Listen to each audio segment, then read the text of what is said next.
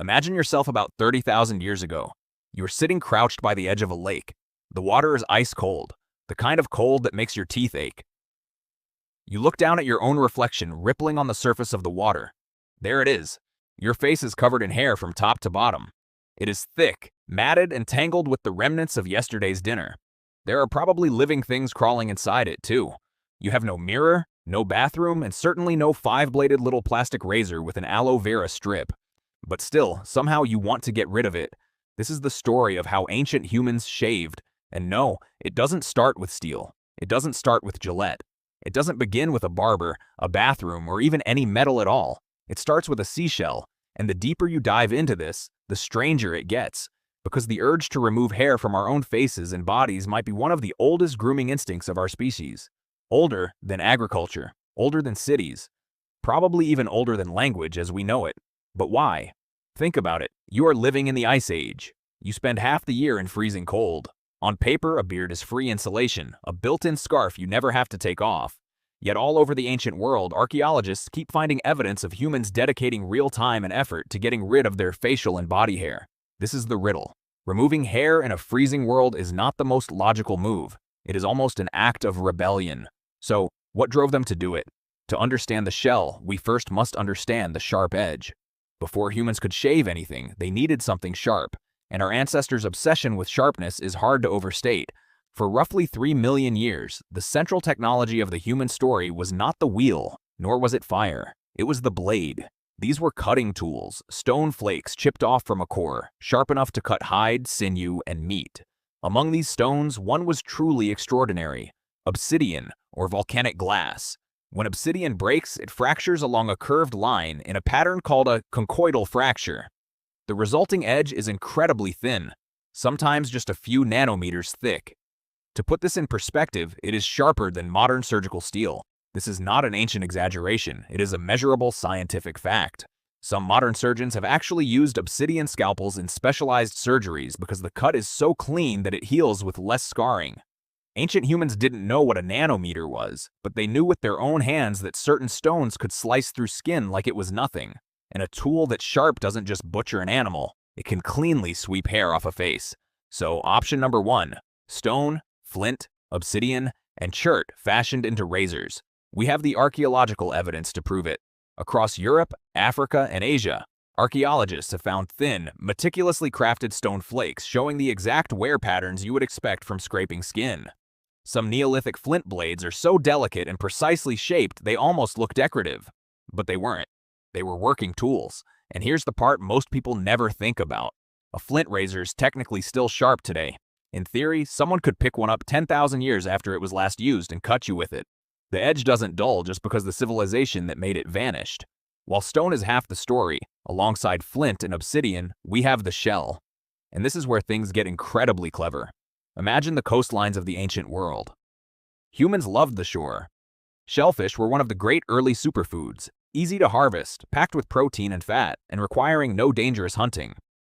At low tide, you simply walked along the shore and gathered your dinner. When you crack open a mussel or an oyster, you are left with two hard halves. The broken edge of a shell can be surprisingly sharp. It is not as sharp as obsidian, but it is sharp enough. And there is the connection. Humans who were already eating massive amounts of shellfish found themselves surrounded by free, renewable, disposable cutting tools every single day. You didn't have to mine it.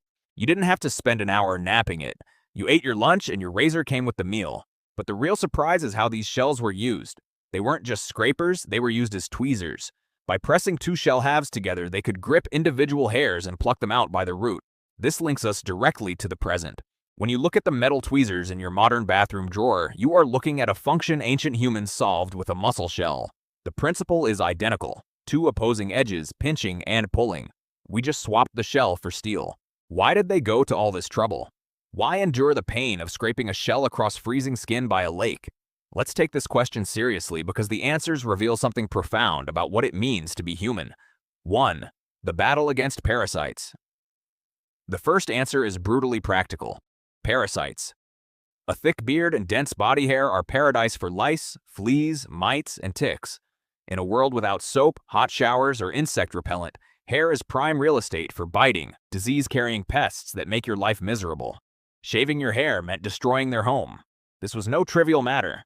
Diseases carried by lice have been major killers throughout human history. The ancestor scraping their face with a shell by the lake might not have cared about looking good at all. They might have just been desperate to stop itching. 2. Close combat survival.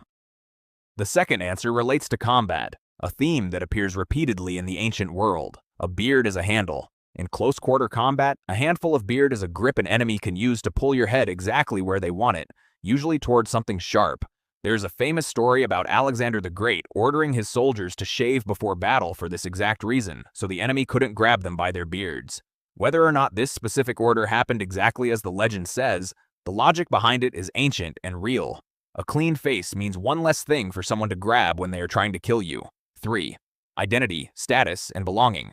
The third answer is the one that resonates most with us today. Identity, status, and belonging. The moment you start altering your hair, you are sending a signal. You are saying, I belong to this group, I follow this tradition, I am clean, I hold this rank. Ancient Egypt. The Egyptians took hair removal to an almost obsessive level. According to the Greek historian Herodotus writing in the 5th century BC, Egyptian priests shaved their entire bodies every few days. Why? Ritual purity before the gods. To them, body hair was associated with uncleanness, beasts, and the impure. High-status citizens. It wasn't just priests. High-status Egyptians of all genders removed their hair as a sign of refinement and rank. They had copper and later bronze razors, some of which survived for thousands of years and are displayed in museums today. They used pumice stones for scrubbing, and early forms of waxing using sugar and honey-based pastes, the ancestor of a technique you can book at a salon today. A grooming routine invented along the Nile is still practiced 4,000 years later. As time went on, the razor itself became a status symbol. In Bronze Age Europe, archaeologists have excavated beautiful, ornate bronze razors, some intricately engraved, others shaped like crescent moons or stylized animals. Some were even buried as grave goods alongside their owners. Think about that for a second. People were buried with their razors. Of all the things they could choose to take into the afterlife, some chose the tool they used to shape their own faces.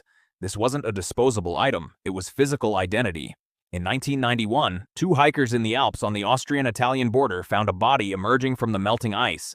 At first, they thought it was a recent mountaineering accident. It wasn't. It was a man who died approximately 5,300 years ago, preserved almost perfectly by the glacier. Ötzi is one of the most studied human bodies in archaeology. We know what his last meals were. We know he had tattoos. We know he was murdered. There is an arrowhead embedded in his shoulder, and by examining his remains, we know that his hair and beard were kept relatively short and trimmed. He was not a wild, unkempt caveman.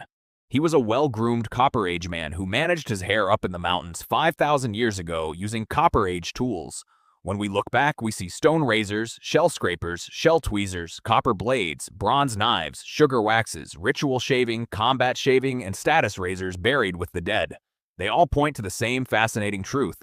Grooming is not a modern luxury. It wasn't invented by advertising, vanity, or the beauty industry. The urge to take a sharp edge and reshape the hair on our bodies is astoundingly old, appearing in almost every culture humans have ever built. It is one of those rare, truly universal human behaviors. But there is a lingering, almost unsettling question. How did they figure out the technique? Shaving, when you really think about it, is highly counterintuitive and incredibly dangerous. You take the sharpest object you own and slide it across the most delicate, blood-rich skin on your body. One slip and you are cut. In a world without antibiotics, a deep cut could easily become infected and kill you. The first people to try this were taking a genuine risk.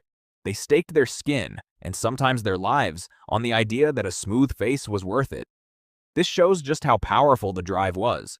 Humans don't repeatedly risk injury for trivial things. We do it for things that matter.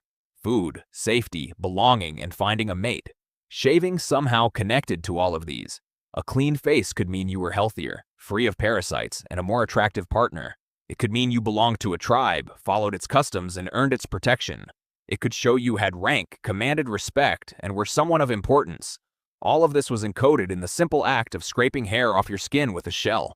Let's return to the seashell one last time because its elegance is worth appreciating. When you use a mussel shell as a razor or tweezers, you are using a tool that nature has already manufactured. It requires virtually no effort to make, is acquired as a free byproduct of eating, and can be discarded and replaced in minutes.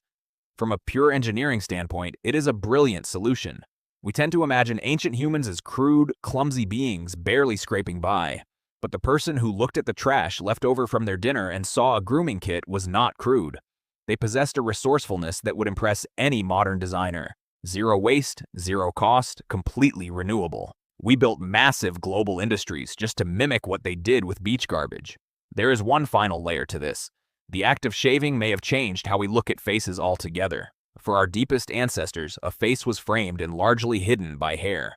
But when you remove that hair, you reveal the jawline, the cheeks, and the entire structural architecture of the head. You make the face readable in a whole new way. You expose expression, age, health, symmetry, and emotion.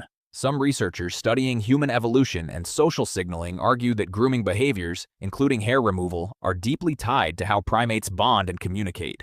We are a face-reading species. We are obsessed with each other's faces. And shaving was perhaps one of the first ways we learned to showcase the face, turning it into a billboard of who we are. Which part of the story did you find the most striking? The razors buried with the dead, Ötzi's trimmed beard, or Alexander's army? Let me know in the comments, because there is an unfinished side to this story. Who was allowed to shave, who wasn't, and how it became a matter of law, punishment, and absolute power in certain ancient civilizations. I will cover that chapter in the next video. If you enjoy these kinds of the thousands of years old origins of our daily habits videos, subscribe to the channel so you don't miss the next one. Drop a like, leave a comment, and share this with someone who would love a history lesson the next time they are shaving in the morning.